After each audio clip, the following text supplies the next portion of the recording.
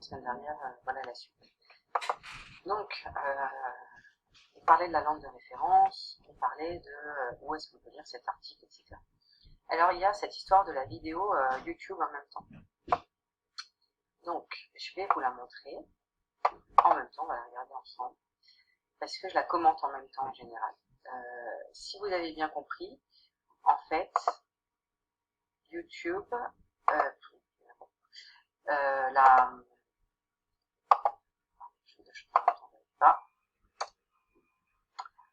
les Google Glass, elles permettent pour de vrai, normalement, d'aider les scientifiques, notamment les médecins, dont on est encore reculé, qui sont normalement connectés à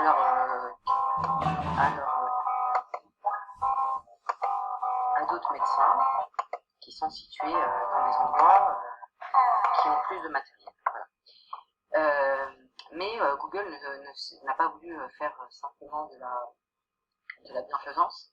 Il ne s'agissait pas pour lui de simplement offrir son travail, mais bien entendu de vendre. Vous connaissez le principe de Google.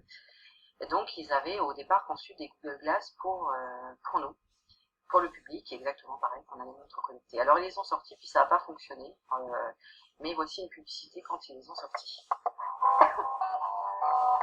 Donc la personne se lève, elle a ses Google Glass, tout apparaît en même temps qu'elle fait son petit déjeuner, et donc on dit qu'elle a un rendez-vous ce soir.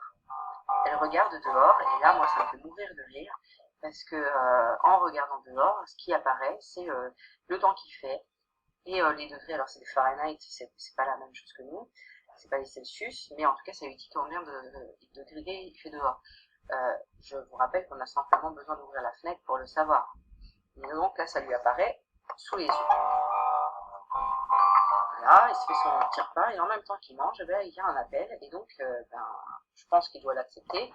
Mais en tout cas, ça vient à lui. Est-ce qu'on se voit aujourd'hui? Oui, il répond avec le micro et il lui donne son adresse de rendez-vous.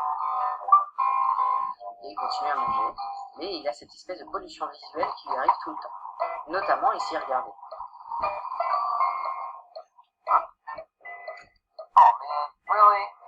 Attention, le métro ne fonctionne pas. Il aurait eu juste à descendre finalement les escaliers, peut-être qu'il l'aurait su. Et là va se mettre en place le principe du guidage, du GPS, qui va lui dire quelle route prendre. Donc ça veut dire que notre cerveau va se laisser faire parce que notre cerveau est feignant et toutes les informations, au lieu de chercher comment faire pour se rendre à un endroit, eh bien va se laisser guider par les Google Glass.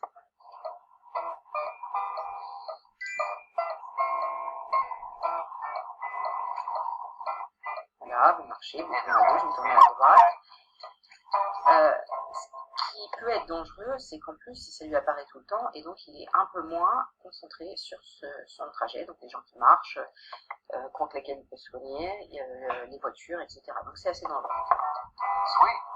Remind me to buy tickets for Monsieur Gano tonight. Et là, il vient d'acheter des tickets pour aller voir ce concert, juste en parlant. Donc ça veut dire que sa carte de crédit est enregistrée. J'imagine pas les fausses manipulations qu'on pourrait faire et le nombre d'achats qu'on pourrait avoir juste parce qu'on a prononcé certains mots. Et là, il a rendez-vous, voilà, il veut aller dans la boutique, c'est très très drôle parce que il cherche la section musique et il va la demander à sa Google Glass au lieu de demander à une personne qui travaille, voilà, ou de chercher par lui-même.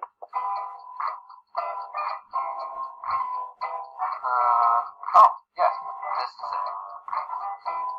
Bon, la question que je me pose à nouveau, c'est aura-t-il vraiment besoin de livres dans ces cas-là?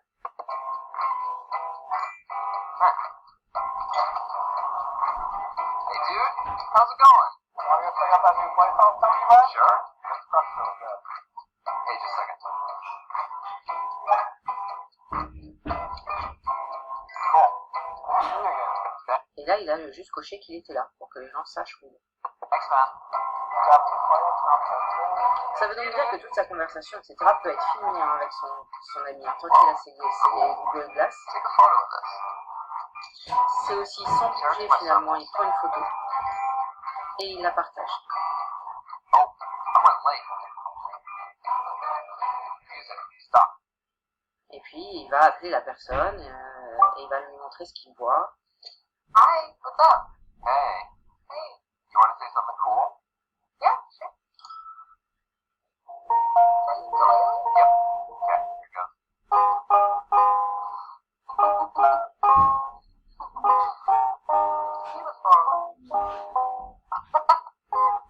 Donc c'est aussi se mettre à la place en fait des personnes. Donc quand ils les ont lancés ces Google Glass, au départ c'était une magnifique promesse, mais en effet il y a eu énormément de problèmes parce que c'était trop invasif.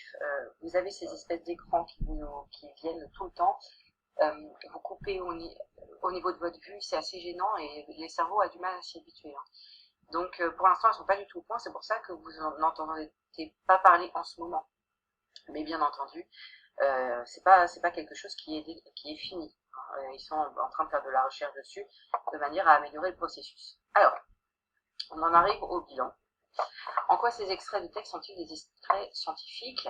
Lequel préfères-tu lire et pourquoi? Alors ça, je vous laisserai y répondre.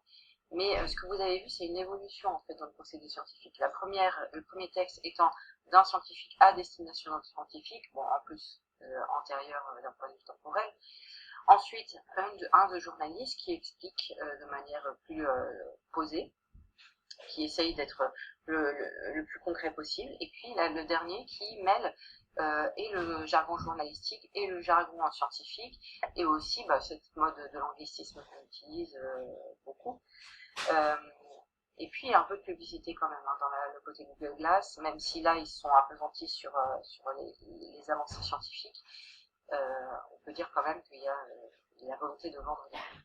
Donc c'est extrêmement intéressant de voir comment ça se construit. Donc on a parlé de la différence entre le corps et l'esprit, on a parlé de l'invention d'un faux corps à travers la littérature avec la science-fiction. Et là, on est sur du concret. Moi, je vous amène de plus en plus sur du concret et je vous amène sur cette idée que ce qu'on est en train de vivre aujourd'hui, c'est une révolution importante. Alors, il y en a toujours eu des révolutions, hein, on va pas se cacher. Mais c'est vrai qu'avec le numérique, on va encore plus vite parce qu'on est beaucoup plus nombreux à tester les choses, à dire ce qui va pas. Donc, en fait, tous les aménagements se font beaucoup plus rapidement. Parce que la matière première est peut-être aussi un peu plus facile à attraper. En tout cas, je ne vais pas faire de politique dessus. Mais en tout cas, voilà, aujourd'hui, on va avoir beaucoup d'éléments scientifiques qui vont avancer, qui vont permettre de réfléchir à ce corps incorporel dont parlait notre philosophe Foucault à la première séance. Pour la réflexion argumentée, je vous laisserai la faire. Et puis me l'envoyer de manière à ce que on puisse vous puissiez réfléchir et que vous puissiez avancer vers l'idée du travail de l'argumentation. Merci beaucoup de m'avoir écouté, vous me manquez tous beaucoup, j'espère vous voir bientôt, portez-vous bien.